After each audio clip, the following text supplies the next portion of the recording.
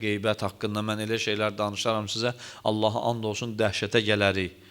O qeybətin pisliyi haqqında Quran heç bir yerdə demədiyi ifadəni qeybət haqqında işlədir. Hətta Peyğəmbər sallallahu buyurur ki, qeybət zinadan da pisdir. Zinadan da. Niyə? Deyir, çünki zina eləmirsən, tövbə eləyərsən, bağışlanar. Qeybətdə tək tövbə ilə bağışlanmır. Həm də gərək haqq sahibindən sən gedib halallıq alasan. Deyir, qiyamət günündə hədisdir. Qiyamətdə bu əməl dəftərimizi bir gün verəcəklər bizə. Yəqin ki, indi belə bir şey olacaq da. Misal olaraq bunu nəzərdə tuturam. İndi nəsə oxunula biləcək bir şey. Baxacaq əməl dəftərimizə, Allaha sual verəcək ki, axı mən dünyada nə qədər gözəl əməllər eləmişəm. Niyə yoxdur burada? Yazılmayıb bura. Cavab gələcək ki, o əməllərin hamısı kimə qeybət eləmirsən, onların ayağına yazılıb. Bir dəstə adam olacaq ki, əməl dəftərinə baxacaq, deyəcək, axı ilahi, sən mənim bu əməl dəftərimə mənim etmədiyim gözəl işləri yazmısan, xeyir işləri yazmısan. Deyir, cavab gələcək ki, sənin qeybət eləmişdilər, onların əməlləridir, yazmışam sənə. Yəni, qeybət eləyiblərsə, onun xeyir işləri sənə, sənin günahların ona gedir. Sən qeybət eləmisənsə, sənin xeyir işlərin ona, onun günah işləri gəlir sənə. Ona görə də qeybət bu mənada pis günahdır. Bu mənada ki, insan ləyaqətin hörmətdən salır. Adamın şərəfin, hörmətin. Yəni, cəmiyyətdə qeybət çoxalanda hörmətli insan qalmır da.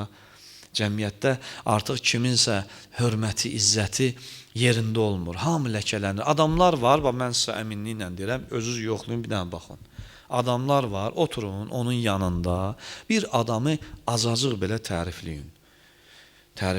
Qulaq asacaq, dərhal zehnindən keçirdəcək ki, indi dayan.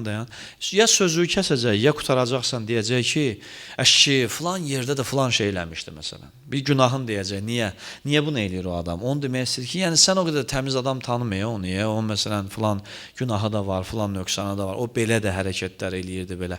Niyə bunu eləyir o adamlar? Ona görə ki, 2-3 səbəbi var. Bir səbəb budur ki, özləri çox ləyaqətsiz adamlardır, istəmirlər kimsə ləyaqətli qalsın, istəmirlər kimsə təmiz qalsın, hörmətli qalsın, başı uca qalsın, üzaq qalsın. Tez bazar bir dənə günahın tapıb deyirlər ki, yəni o da aşağıdır da, yəni çox da elə tərifləmə, belə moda mindirmə o adamı.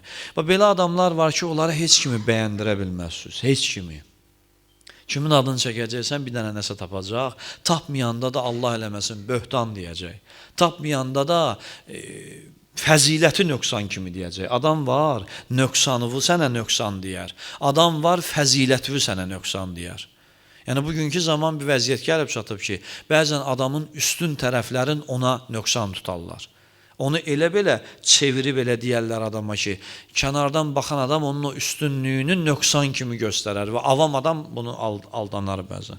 Ona görə insan ləyaqəti bu qədər önəmlidir. Allah qeybəti ona görə bu qədər ağır cəza təyin edir. Hətta İmam Rıza kimi şəxsiyyət, gün orta sizə oxudum o hədisi, İmam Rıza buyurur ki, mən Əli ibn Musa qiyamətdə və həm dünyada, həm bərzəxdə, həm axirətdə bir dəstə insana bəddua eləyəcəyəm.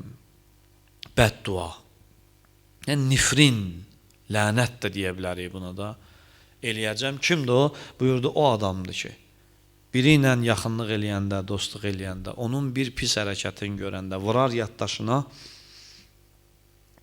ki, sabahları bir dənə ondan nəsə bir özünə qarşı nəsə görsə və yaxud da biraz görsə ki, ucalır, dərhal o eybi açıb, onu ifşalayıb salsın aşağı. Yəni, hörmətin aşağı salsın. Və yaxud üzünə vursun, onu pərt eləsin. Yəni, bir adamın eybini, sabah onu pərt eləmək üçün yadda saxlayan insana İmam Rıza buyurur, mən bəddua eləyərəm. İmamın bədduası da bilirsiniz nə deməkdir? Yəni, bu artıq adama keçəcək yoxdur. Quran özü buyurur axı ki, Veylul likulli huməzətil luməzə. Vay olsun o kəslərə ki, onlar eyb axtarırlar. İnsanlarda eyb axtaranlara Allah vay olsun deyir.